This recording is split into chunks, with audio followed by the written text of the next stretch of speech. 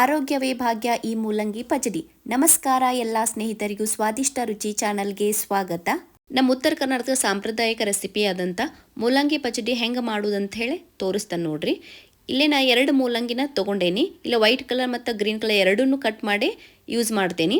ಇದನ್ನು ಸಿಂಪಲ್ಲಾಗಿ ಕಡಿಮೆ ಇಂಗ್ರೀಡಿಯೆಂಟ್ಸ್ ಯೂಸ್ ಮಾಡಿ ಹೆಂಗೆ ಮಾಡೋದು ನೋಡೋಣ ಬರ್ರಿ. ಮೊದಲಿಗೆ ಸಣ್ಣಗೆ ಎಲ್ಲಿನ ಎಲ್ಲನೂ ಕಟ್ ಮಾಡಿ ಹಾಕೋತೀನಿ. ಆಮೇಲೆ ವೈಟ್ ಕಲರ್ದು ಏನಿರ್ತೈತಲ್ಲ ಅದನ್ನು ಸಣ್ಣಗೆ ಕಟ್ ಮಾಡಿ ಹಾಕೋತೀನಿ. ಇದಕ್ಕೆ 1 ಟೊಮೆಟೊನ ಸಣ್ಣಗೆ ಹೆಚ್ಚಿ ಹಾಕೋತೀನಿ. ಆಮೇಲೆ 1 ಉಳ್ಳಾಗಡ್ಡಿ ಸಣ್ಣಗೆ ಹೆಚ್ಚಿ ಹಾಕೋತೀನಿ. ಆಮೇಲೆ ಒಂದು ಅರ್ಧ ಸ್ಪೂನ ಕೆಂಪು ಖಾರ ಹಾಕೋತೀನಿ. ನೀವು ಬೇಕಂತಂದ್ರೆ ಹಸಿ ಖಾರನೂ ಹಾಕೋಬೋದು, ಮೆಣಸಿನ್ಕಾಯಿ ಹೆಚ್ಚು ಹಾಕೋಬೋದು. ರುಚಿಗೆ ತಕ್ಕಷ್ಟು ಉಪ್ಪು ಹಾಕೋತೀನಿ. ಉಪ್ಪು ಇನ್ನೇನು ತಿಂತೇವೆ ಅನ್ನುವಾಗ ಹಾಕೋರಿ. ಆಮೇಲೆ 1 ಸ್ಪೂನ ಗುರೆಳ್ಳು ಪುಡಿ ಹಾಕೋತೀನಿ. ಗುರೆಳ್ಳು ಪುಡಿ ಹಾಕೋದ್ರಿಂದ ಮಸ್ತ್ ರುಚಿ ಬರ್ತೈತಿ. ಆಮೇಲೆ 1 ಸ್ಪೂನ ಹಸಿ ಎಣ್ಣೆ ಹಾಕೋತೀನಿ. ಆಮೇಲೆ ಎಲ್ಲ ಚಲೋತ್ತಾಗ ಮಿಕ್ಸ್ ಮಾಡ್ತೀನಿ.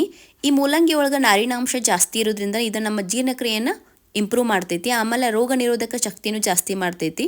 ಆಮೇಲೆ ಇದ್ರೊಳಗೆ ವಿಟಮಿನ್ ಸಿ ಇರೋದ್ರಿಂದ ನಮ್ಮ ದೇಹಕ್ಕೆ ಬಹಳ ಒಳ್ಳೆಯದು ನೋಡ್ರಿ. ಇದು ನಮ್ಮ ದೇಹವನ್ನು ತಂಪಿಡ್ತೈತಿ. ಮೂಲವ್ಯಾಧಿ ಪ್ರಾಬ್ಲಮ್ ಇದ್ದವ್ರಿಗೆ ಇದು ಅಗದಿ ಚಲೋ ಫುಡ್ ನೋಡ್ರಿ. ಚಪಾತಿ ರೊಟ್ಟಿ ಮಾಡಿದಾಗ ಒಂದೇ ಪಲ್ಯ ಮಾಡಿದ್ರಿ ಅಂತಂದರೆ ಇದನ್ನು ನೀವು ಜೋಡು ಮಾಡ್ಕೋಬೋದು. ನೀವು ಮಾಡಿ ನೋಡಿರಿ ಹೆಂಗಾಗಿತ್ತು ಅಂಥೇಳಿ ಕಮೆಂಟ್ ಮಾಡಿರಿ. ಇನ್ನಷ್ಟು ಆರೋಗ್ಯಕರ ಅಡುಗೆಗೆ ನನ್ನ ಚಾನಲ್ನ ವಿಸಿಟ್ ಮಾಡಿರಿ. ಧನ್ಯವಾದಗಳು.